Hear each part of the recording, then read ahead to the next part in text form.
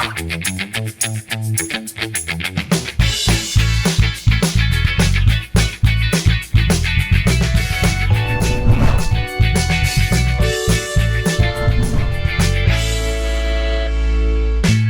আলাইকুম প্রিয় দর্শক, দেশ দেশের বাইরে যে যেখান থেকে আমাদের দেখছেন চ্যানেল আয়ের পর্দায় স্বাগত জানাচ্ছি সালাম স্টিল স্ট্রেট কাটের আয়োজনে। সাথে আছে আমি দীপ্তি চৌধুরী। দর্শক, আমাদের সঙ্গে আজকে আলোচনায় অংশগ্রহণ করছেন বাংলাদেশ জাতীয়তাবাদী দল বিএনপির ভাইস চেয়ারম্যান জনাব আসাদুজ্জামান রিপন। আসসালামু আলাইকুম। ওয়ালাইকুম আসসালাম। কেমন আছেন? আলহামদুলিল্লাহ, আমি সবসময় ভালো থাকি। খুব ভালো, অনেক ধন্যবাদ আমাদের সময় দেওয়ার জন্য। শুরু করি যে বিষয়টি নিয়ে নিশ্চয়ই অনেক চাঞ্চল্য, যে আগামী নির্বাচন 12তম জাতীয় সংসদ নির্বাচনের তফসিল ঘোষণা করা হয়েছে 11ই ডিসেম্বর, এবং সেখানে বলা হয়েছে যে আগামী 12ই ফেব্রুয়ারিতে নির্বাচন অনুষ্ঠিত হতে যাচ্ছে, যার মনোনয়ন জমা দেওয়া শুরু হবে বা শেষ তারিখটি হচ্ছে 29শে ডিসেম্বর। সো এটিকে সামনে রেখে কি বলবেন? আপনি তো মনোনয়ন পাননি আপনার দলের, কিন্তু প্রস্তুতি আসলে কেমন চলছে দলের, একটু জানাবেন আমাদের। ধন্যবাদ আপনাকে। At last I must say, at last নির্বাচন নিয়ে যে শঙ্কা ছিল মানুষের মধ্যে, শঙ্কা তো ছিল, নির্বাচন হচ্ছে কি হচ্ছে না, সময় মতো হচ্ছে কি সময় মতো হচ্ছে না, আরও একটু পেছাবে কিনা ইত্যাদি নানা ধরনের জল্পনা কল্পনা মানুষের মধ্যে ছিল।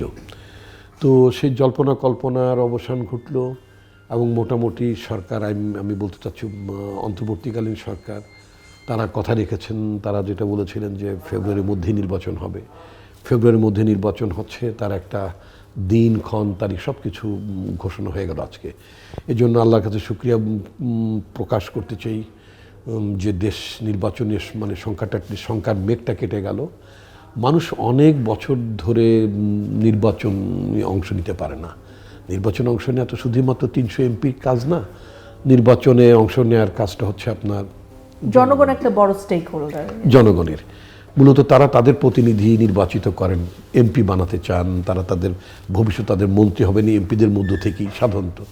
এবং আরও যদি আমি নির্বাচন অর্থ যদি বলি, ইউনিয়ন পরিষদের চেয়ারম্যান থেকে শুরু করে উপজেলা চেয়ারম্যান, লোকাল গভর্নমেন্টের মেয়র, সবই তো জনগণের হাত থেকেই নির্বাচিত হওয়ার কথা। এইগুলো আমরা অনেক বছর পাচ্ছিলাম না। হোয়াট এভার, এখন জাতীয় সংসদ নির্বাচনটার দিকে দিয়ে সেগুলো নির্বাচনটা হয়ে গেলে এরপরে হয়তো স্থানীয় সরকার নির্বাচন হবে।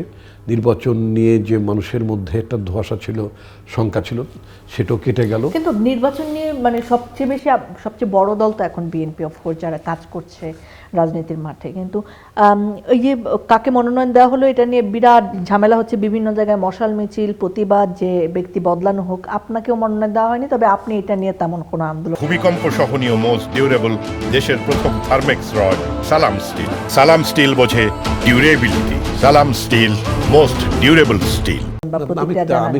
আমি কোনো আন্দোলন করার কোনো কারণই মনে করি। আপনার কি মনে হয় আপনাকে কেন দেয়া হলো না? আচ্ছা, এক নম্বর হচ্ছে যে পার্টির বিবেচনা। আমি যেটা মনে করি, আমি সবসময় একজন ডিসিপ্লিন মানুষ, পার্টির শৃঙ্খলা আমি বিশ্বাস করি। তো পার্টি যদি মনে করে থাকে, বা মনে তো করেছি, নিশ্চয়ই মনে করেন যে পার্সপেক্টিভে, আমার নির্বাচন এলাকায় যে পার্সপেক্টিভে যাকে মনোনয়ন দিয়েছেন, আমি পার্টির বিবেচনায় বলতে চাই হয়তো তারা ওই মুহূর্তে খুব রাইট ডিসিশন নিয়েছেন আমার কাছে মনে হচ্ছে। নিশ্চয়ই, কারণ পার্টির ডিসিশন নিয়ে কোশ্চেন তোলার মতো মানুষ আমি নই। আমি একেবারেই নিরেট শৃঙ্খলা মানা মানুষ। এবং বরং যারা এখন নির্বাচনে মনোনয়ন পাননি বলে রাস্তাঘাট কেউ দাপাচ্ছেন, যেটা আপনি বললেন মশাল মিছিল করছেন, এটা ওটা করছেন, আমি কিন্তু এটা ঘোরতর বিরোধী। এটার আমি এটা একদমই পছন্দ করি না। আপনার একটা পার্টির ডিসিপ্লিন আছেন, আপনার পার্টির একটা সদস্য, আপনার পার্টি আপনাকে মনোনয়ন দেয়নি, সেটার জন্য আপনি রাস্তায় কেন করবেন, ডেমনস্ট্রেশন করবেন? আপনার প্রতিবাদটা তো মানে রাস্তায় ম্যানিফেস্টেশন হওয়ার কোনো কারণ ছিল না। নির্বাচন কমিশনের যেমন থাকে যে আপনি আসলে আপিল করতে পারবেন যদি আপনাকে আসলে আপনার প্রার্থিতা যদি বৈধ না হয়। সো আপনাদের দলেও কি এরকম কিছু ছিল যে আপনি আপিল করতে পারবেন? যদি ওই সিস্টেম থাকতো তাহলে নিশ্চয়ই তারা রাস্তায় আসতেন না। না, আমি তা বলি, রাস্তায় আসাটা একেবারে ডিসেন্ট জিনিস না, আমি একদম বলতে চাই। একেবারে এটা আমি সমর্থনযোগ্য নয়। আপনি একটা পার্টি ফোরাম আছে আপনি পার্টি ফোরামে আপনি আপনার যুক্তিটা তুলে ধরতে পারেন, কিন্তু এই যে কালচারটা কিন্তু নতুন না। এই কালচারটা আমার তো মনে হয় 73 সালে নির্বাচনের আমি সেভাবে প্রত্যক্ষ করি না, আমার সেই অভিজ্ঞতা নেই।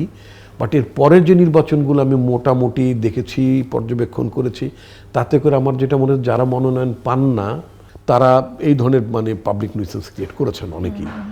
এবং কি আমি তো আওয়ামী লীগের আমলে যে ফেক ইলেকশনগুলো হতো, যে ডামি ইলেকশনগুলো হতো, সেখানেও আপনার আওয়ামী লীগের সমর্থকরা তারা তাদের প্রার্থীর পক্ষে গাছ কেটে, এমনকি ভালো গাছ না পেলাম তো কলা গাছ কেটেও তারা রাস্তাঘাট ব্লক করেছেন। এই ধরনের পত্রিকা প্রচুর নিউজ আমি দেখেছি। আমার বক্তব্য যে আপনার পার্টি আপনাকে মনোনয়ন দেন, আপনি পাবলিককে কেন ভোগান্তির মধ্যে ফেলছেন? এটা তো একদম ঠিক না। যেমন আমি যদি আমার এলাকার কথা যদি বলি, আমার পার্টিতে যে ভদ্রলোক স্টিল যিনি মনোনীত হয়ে আছেন, আমি তো অফিসিয়ালি মনোনয়ন সেটাই বলবো, তিনি একজন বয়োবৃদ্ধ মানুষ, তিনি একজন ব্যবসায়ী, তিনি একজন শিল্পপতি, তিনি আগে এমপিও ছিলেন, তিনি প্রতিমন্ত্রীও ছিলেন। বাট মানুষের বয়স, শারীরিক ক্ষমতা, মস্তিষ্কের ক্ষমতা, অ্যাবিলিটি, যেটা বলে ফিজিক্যাল অ্যাবিলিটি, মেন্টাল অ্যাপটিটিউড, এগুলো তো একটা ফ্যাক্টর। তো এটা যাই হোক, এটা পার্টির হয়তো সেভাবে জানা ছিল না। ওনাকে দেওয়া হয়েছে, উনি বর্তমানে খুব ভীষণ অসুস্থ। Under this circumstances is very difficult ওনার পক্ষে ওনাকে না আমাদের নির্বাচনের কার্যক্রম এগিয়ে নিয়ে যাওয়াটা খুব কঠিন হবে টু মিট দ্য ভোটার্স। তো এটা তো একটা গুরুত্বপূর্ণ ব্যাপার। শরীর তো খুব গুরুত্বপূর্ণ ব্যাপার। আপনি শরীরটাকে তো আপনাকে প্রশ্রয় দিতে হয়। তো এই জিনিসগুলো কেন উপর মহল থেকে, দলের উপর মহল থেকে মাথায় রাখা হলো না? নো, ইনিশিয়ালি যখন আমার ধারণা, মানে তার ব্যাপারটা যখন সিদ্ধান্ত নেওয়া হয়েছে, এরকম ওনার মতো আমাদের আরও দুজন প্রার্থী আছেন যারা একটু বয়োবৃদ্ধ, হয়তো ভোটাররা মনে করছেন not to that much capable delivery, মানে এটা তো ডেলিভারি করার ব্যাপার। ইটস নট দ্যাট যে আমি একটা নামের পাশে একটা এমপি পদ লাগালাম, ইটস নট এনাফ। আপনাকে তো সার্ভিস ডেলিভারি করতে হবে। বিশেষ করে 5th অগাস্টের পরে পিপুলের একটা অ্যাসপিরেশন, অন্য ধরনের অ্যাসপিরেশন ডেভেলপ করেছে। মানুষের আকাঙ্ক্ষা অন্যরকম। মানুষ এখন চায় তার এমপি নির্বাচনের পরে, অধিবেশন শেষ হয়ে যাওয়ার পরে, like United states, like UK, like even India, ওখানকার এমপিরা মানে অধিবেশন শেষ হয়ে গেলে বিহারের এমপি বিহারে চলে যায়, কর্ণাটকের এমপি কর্ণাটকে চলে আসছে, মহারাষ্ট্রের এমপিরা মহারাষ্ট্রতে অধিবেশন শেষ হওয়ার পর থাকে। আমাদের মতোই হতভাগা দেশটা, আমাদের মতো করে সবাই আমরা পাথরঘাটা, বরগুনা অথবা নাইখংছড়ি অথবা ইভেন আমি যদি আমার মুন্সিগঞ্জ 2-এর কথাও যদি বলি, ওখান থেকে এমপি হয়ে গেলাম পার্মানেন্টলি। ওই ভারতীয় সিনেমার মতো একটা সিনেমা, প্রবাবলি নামটা এরকম ছিল, রাজু ব্যান্ডগার জেন্টলম্যান।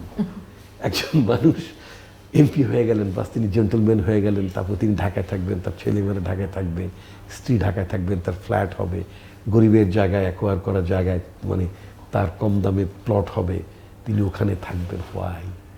আপনি মানুষের ভোটে এমপি হবেন, মানুষকে ভুলে যাবেন, মানুষ আপনাকে রিচ করতে পারবে না। এটা কি আমরা বুঝি না? আমি আপনাকে কয়েকটা সেকেন্ড এটা ব্যাখ্যা দেওয়ার জন্য, একজন এমপি যখন এলাকায় থাকেন, ক্যান ইউ থিঙ্ক, আপনি কি মনে করেন হাসপাতালের ডাক্তার এলাকা ছাড়া হবে? সে হাসপাতাল মনে করছে আমার এমপি এলাকায় আছে।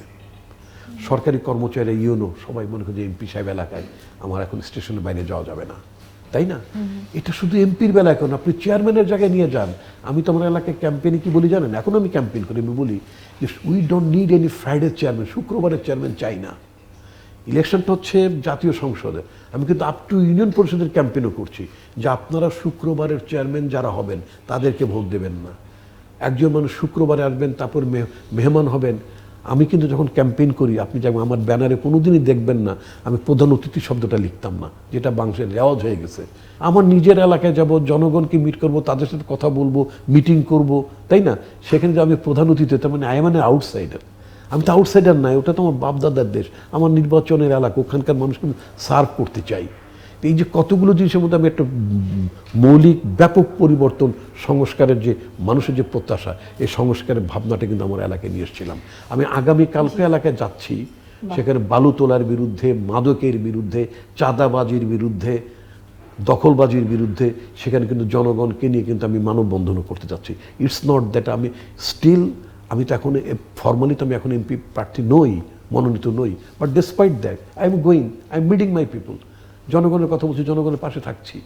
তো আপনার কাছে আমার এই জায়গায় প্রশ্ন, যে জনাব তারেক রহমান, ভারপ্রাপ্ত চেয়ারম্যান বিএনপি, তিনি কিছুদিন আগে একটি কথা বলেছেন যে এটার বিপক্ষেও আসলে বেশ কিছু ন্যারেটিভ তৈরি হয়েছে, যে প্রার্থী নয় বরং আসলে মার্কাটাই প্রধান। সো সেই জায়গায় আমার একটু প্রশ্ন, আমি শেষ করি, যে ধরেন আমার একজন প্রার্থী, সে খুবই দুর্নীতিবাজ, খুবই চাঁদাবাজ, কিন্তু সে হয়তো মনোনয়ন পেয়ে গেছে, কিংবা ধরেন সে বয়স্ক, সে আসলে কাজই করতে পারে না, কিন্তু দলের প্রতি তার কমিটমেন্টের জন্য বা সে একসময় অনেক কাজ করেছে বলে সে মনোনয়ন পেয়েছে, আপনার এখানেও হয়েছে এটা। তাহলে কি আমি মানে ধানের শীষ দেখে ধানের শীষে দিব বা অন্য কোনো মার্কাকে দিব, প্রার্থীকে দেখবো না? আর যদি মানে মার্কাই এত বড় হয়ে থাকে, তখন যখন চাঁদাবাজি হয় তখন কেন আসলে মার্কাটা সেই নেতাকর্মীর দায়কে এড়িয়ে যায় যে একটা বড় দলে এরকম আসলে হতেই পারে, এটার জন্য বিএনপিকে আপনারা দোষ দিতে পারেন না, অথবা ওর দায়িত্ব আমরা নেব না, বিএনপিকে দোষ দিতে পারেন না, চাঁদাবাজি কিছু না কিছু হবে, এটা তার দোষ, অপরাধী সে। তাহলে আবার মার্কাকে একসময় আমরা গুরুত্ব দিচ্ছি একসময় দিচ্ছি না, ব্যাপারটা কন্ট্রাডিক্টরি না? আপনার কি মনে হয়? আপনি যদি এইভাবে বলেন, ধরেন আপনার একটা গ্লাস, ভূমিকম্প সহনীয় মোস্ট ডিউরেবল দেশের প্রথম থার্মেক্স রড সালাম স্টিল। সালাম স্টিল বোঝে ডিউরেবিলিটি। সালাম স্টিল মোস্ট ডিউরেবল স্টিল। গ্লাসে যদি পানি, আধা গ্লাস পানি থাকে, আপনি বলতে পারেন যে এটা পানিটা আধা গ্লাস, অথবা আপনি বলতে পারেন যে গ্লাসটা পুরোটা পূর্ণ নয়। দুভাবে ব্যাখ্যা করতে পারেন আপনি। নির্বাচনের প্রশ্ন যখন আসে, প্রথমত আপনাকে একটা জিনিস মনে রাখতে হবে, এই দেশের মানুষ সবাই কিন্তু রাজনীতি করেন না। এর মধ্যে কিছু লোক আছে সক্রিয় রাজনীতি করেন, পদপদবিতে আছেন, সমর্থক আছেন। কিছু মানুষ আছেন যেটাকে আপনারা বলেন ভাসমান ভোটার। ভাসমান ভোটার মানে they could not make up their mind. মনে করেন নির্বাচন এখনো ফেব্রুয়ারি 12 তারিখে নির্বাচন, তাই না? আগামী নির্বাচনটা এখন পর্যন্ত অনেক ভোটার হয়তো মোর কথার কথা they could not make up their mind, তারা স্থির করতে পারেন নাই তারা কোন দলকে ভোট দেবেন।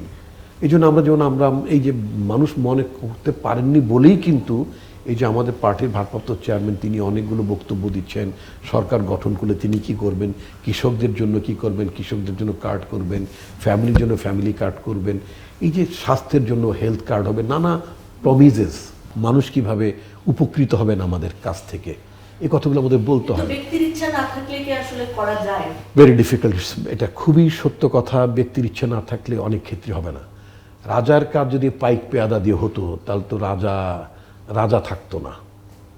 আমি বুঝাতে পেরেছি? যিনি এমপি, যদিও এমপিদের কাজ অনেক লোকাল গভর্নমেন্টের অনেক কাজ আমাদের দেশে এমপিরা করে থাকেন বা ইনভলভ হয়ে যান, আমি পার্সোনালি সাপোর্ট করি না, কিন্তু আমাদের দেশের কালচারটা সেভাবে ডেভেলপ হয়নি বলে এখনও এমপিকে ওই অ্যাডভাইজারি ক্যাপাসিটির নামে ইনফ্যাক্ট মানে তাকে অনেক কাজগুলো করতে হয় বা করেন তারা। এটা স্থানীয় সরকার ব্যবস্থা দুর্বলতার জন্য হয়। তো ব্যক্তির ইচ্ছা, ব্যক্তির সক্রিয়তা খুবই ইম্পর্টেন্ট। তো ফার্স্ট অফ অল যিনি এমপি হবেন হি মাস্ট বি অনেস্ট, তাকে একজন সৎ মানুষ হতে হবে। তিনি সরকারি কোনো উন্নয়ন কর্মকাণ্ডে কাজে তিনি কোনো ভাগ নেবেন না, মানে যেটা বলে সোজা কথা, মানে ওখানে কোনো এক্সট্রাক্ট করবেন না, চাঁদাবাজি করবেন না, প্রভাব করবেন না, বরং তিনি বলবেন আমি আমার এলাকায় তোমার জন্য এই টাকাটি বরাদ্দ হয়েছে এই কাজটি করার জন্য, সেটা তো আমাদের দীর্ঘদিনের চাওয়া, পুরো কাজটা তোমাকে করতে হবে এবং এলাকায় নিজের দলের কর্মীদেরকে বলতে হবে আমি যেটা করছি, যদি আমি কখনো দায়িত্বপ্রাপ্ত হই, দেশের কাজ যদি করি কখনো, তাহলে আপনাদেরকে আমি কমিটি করে দেবো, আপনাদের কাজ আপনারা বুঝে নেবেন। আপনার শিক্ষক আসছে কিনা আপনি দেখবেন, আপনার চেয়ারম্যান এলাকায় থাকছে কিনা আপনাকে দেখতে হবে, অর্থাৎ অ্যাকাউন্টেবিলিটি থাকতে হবে। ওকে, আমি আরেকটু আসি যে এবার তো মানে জাতীয় সংসদ নির্বাচনের একই দিনে গণভোট হচ্ছে, যেখানে আসলে জুলাই সনদের পক্ষে বিপক্ষে ভোট দেওয়া যাচ্ছে।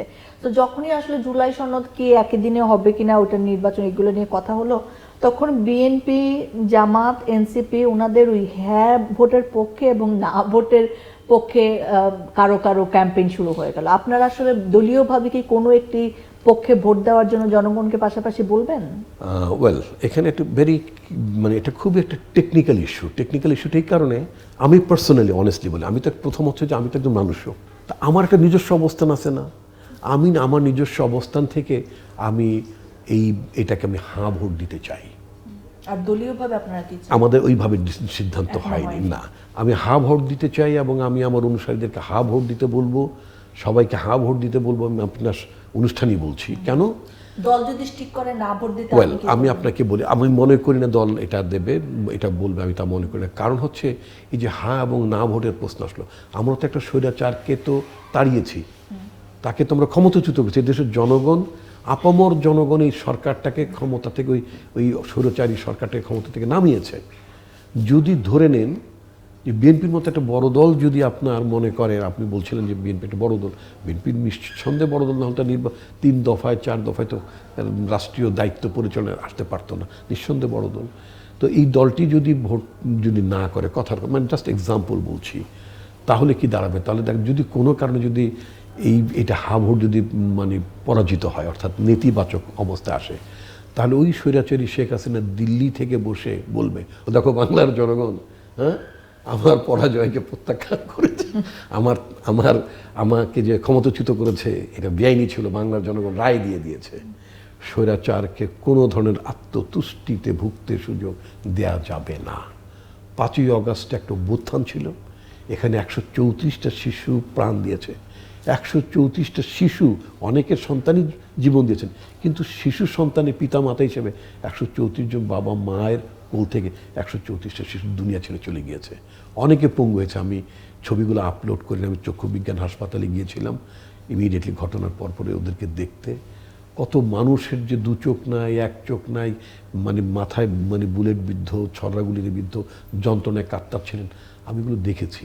তো ফলে এই স্বৈরাচারকে আত্মতুষ্টিতে ভুগতে দেওয়ার মতো কোনো কিছু, কোনো রাজনৈতিক প্লয়, যাদেরকে স্বৈরাচার বলছেন, যাবে না। যাদের অনেক নেতাকর্মীরা আসলে দেশের বাইরে আছেন, কেউ কেউ সাজাপ্রাপ্ত হয়েছেন, ইতিমধ্যে তাদের প্রধান সহ, সভাপতি সহ, আওয়ামী লীগের কথা বলছি। নির্বাচনে তাদের অংশগ্রহণ করা না করা নিয়ে অনেক ধরনের মতবাদ আছে। অনেক বুদ্ধিজীবীরা বলেন আসলে ইনক্লুসিভনেস মানে তাদেরকে আনা, অনেকেই বলেন যে তারা তো আসলে দল হিসেবে এক্সিস্ট করে না। এখন সব কিছুর পরেও নির্বাচনটা আসলে দরজা একেবারে করা হচ্ছে এবং তাদের দোসর হিসেবে আমি কোট অ্যান্ড কোট করছি, জাতীয় পার্টি নির্বাচনে অংশগ্রহণ করতে পারবে কিনা এটা নিয়ে কিন্তু একটা পক্ষের মানুষজন আসলে বলেছেন যে তারাও আসলে পারবে না নির্বাচনে অংশগ্রহণ করতে।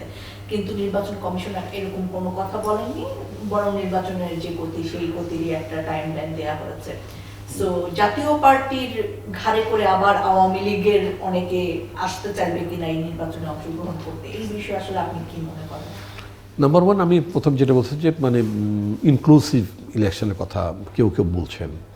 ইন্ডিয়ার তরফ থেকে ইনক্লুসিভ ইলেকশনের কথা ঘুরিয়ে ফিরিয়ে বলেছে। ইন্ডিয়া এবং তাদের যারা সহযোগী এই দেশের, তাদের যে তাবেদাররা আছে, এই তাবেদাররা ইনক্লুসিভ শব্দটা সুবিধাজনক অবস্থায় ব্যবহার করে। 14 সালে ইনক্লুসিভিটি তাদের ছিল না, তাদের তাবেদারদেরও ছিল না, তাদের পক্ষের মিডিয়াদেরও ছিল না।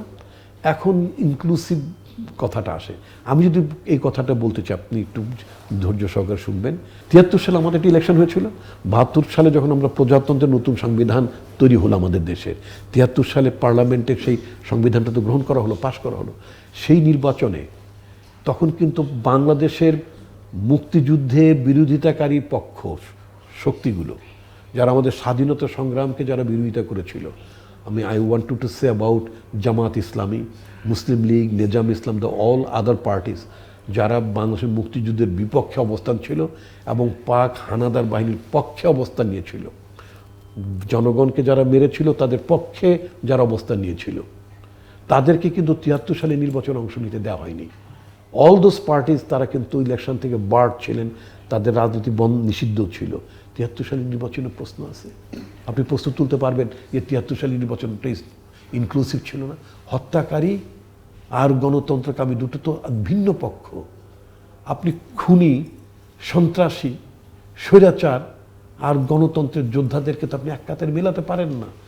জার্মানি আপনার নাৎসি পার্টি, নাজি পার্টিকে যেটা বলা হয় হিটলারের পার্টি, সেই হিটলার পার্টি আজও ইলেকশন তো দূরের কথা, নামটা উচ্চারণ করতে পারে না। বাংলাদেশে যারা মানবতা বিরোধী অপরাধ করেছে তারা নির্বাচন থেকে দূরে থাকলে আওয়ামী লীগ সমর্থকরা আসতে পারে। ইয়েস, যদি জাতীয় পার্টি ইলেকশন করতে তো চাইবে, করতে চাইবে।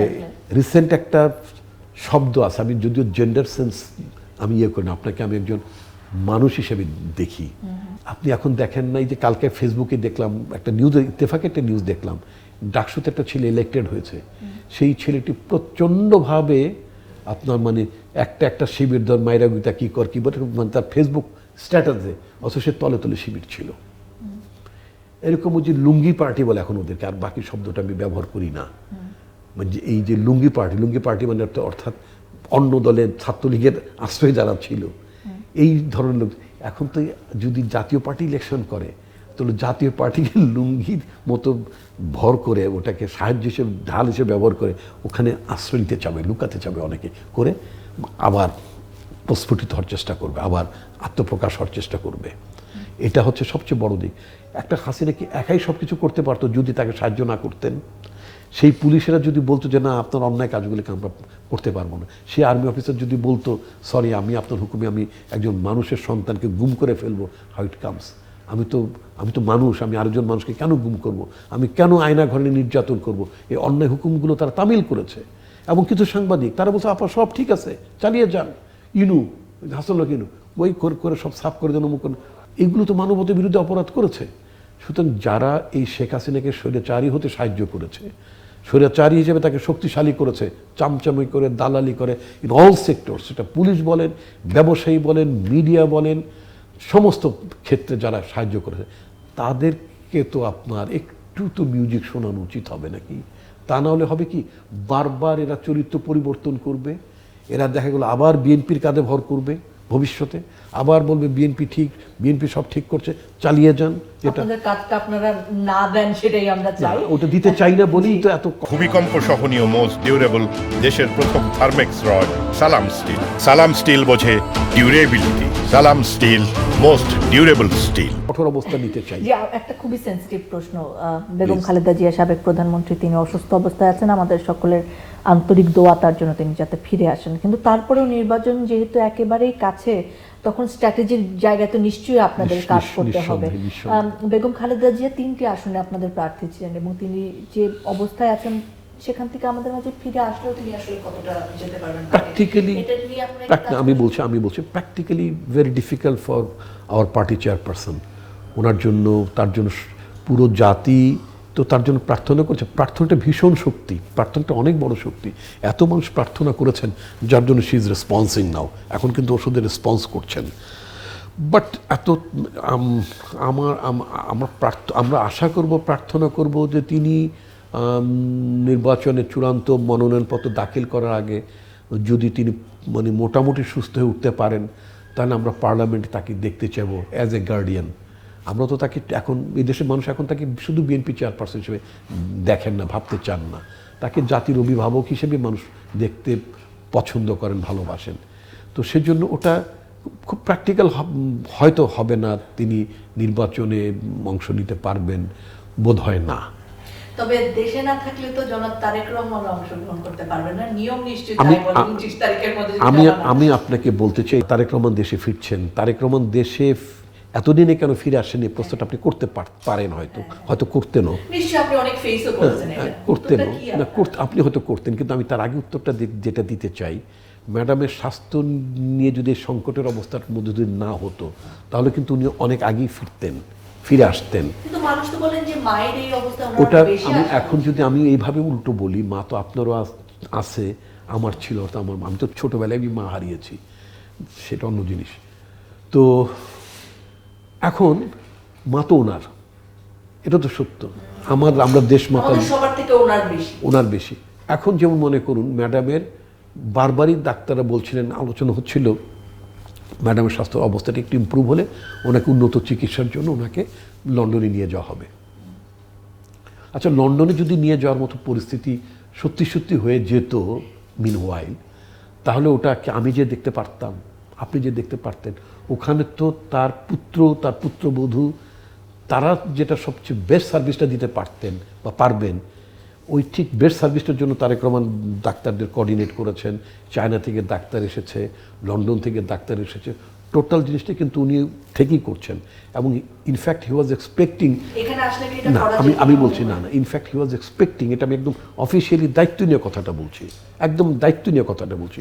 উনি ভাবছিলেন, ওনার প্রত্যাশা ছিল এটা, যে মায়ের অবস্থাটা একটু ইমপ্রুভ করলেই উনি এয়ার অ্যাম্বুলেন্সে লন্ডনে চলে আসবেন, তখন মাকে একটা উন্নত চিকিৎসা দেওয়ার ব্যবস্থাটা এখানে নিশ্চিত করতে পারবো এবং আমি সেটা তত্ত্বাবধান করতে পারবো।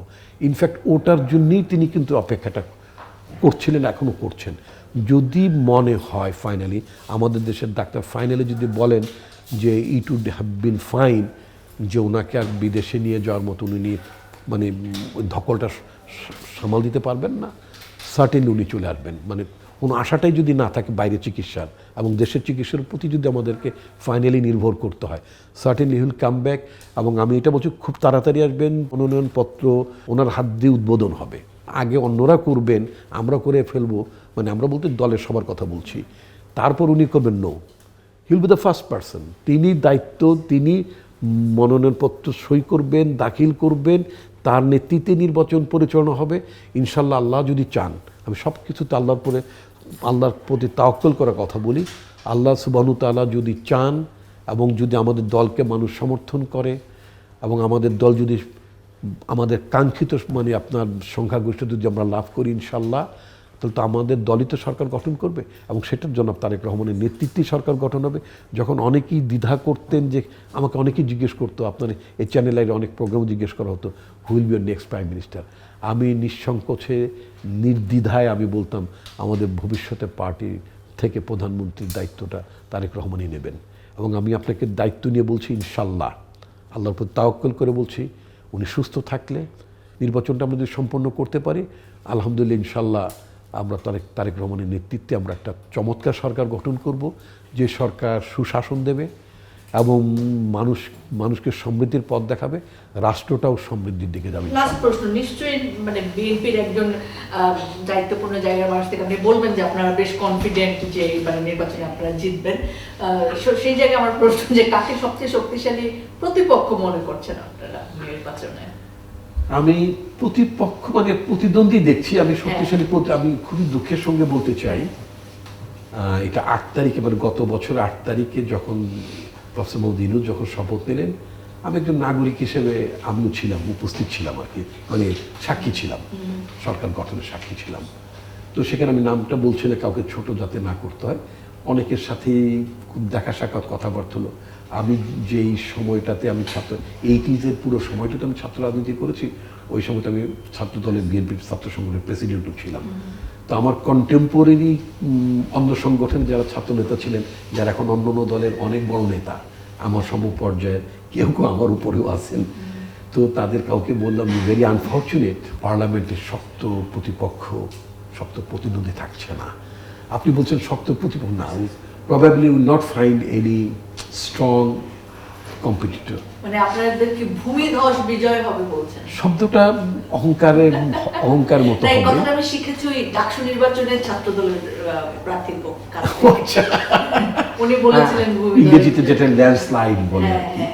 আমি বলতে চাই যে আমরা খুব সম্মানজনকভাবে, আমি দুটো শব্দ এড়িয়ে গেলাম, আমি এভাবে বলতে চাই আমরা খুবই সম্মানজনক সংখ্যক আসন নিয়ে আমরা সরকার গঠন করতে পারি। অনেক ধন্যবাদ আমাদের সময় দেওয়ার জন্য, আপনার জন্য শুভকামনা। ধন্যবাদ প্রিয় দর্শক, আপনারা যারা সঙ্গে ছিলেন। নির্বাচনের আমেজ আসলে চলে এসেছে এবং সেই নির্বাচনে আমরা সকলেই অংশগ্রহণ করব বাংলাদেশের নাগরিক হিসেবে, নিজেদের অধিকার এবং দায়িত্বের জায়গা থেকে, যাতে বাংলাদেশের ভালো হয় সেই চিন্তা আমাদের সকলের মনে থাকুক। আজকের মতো বিদায় নিচ্ছি, আবার দেখা হবে, আবার কথা হবে। Thank you.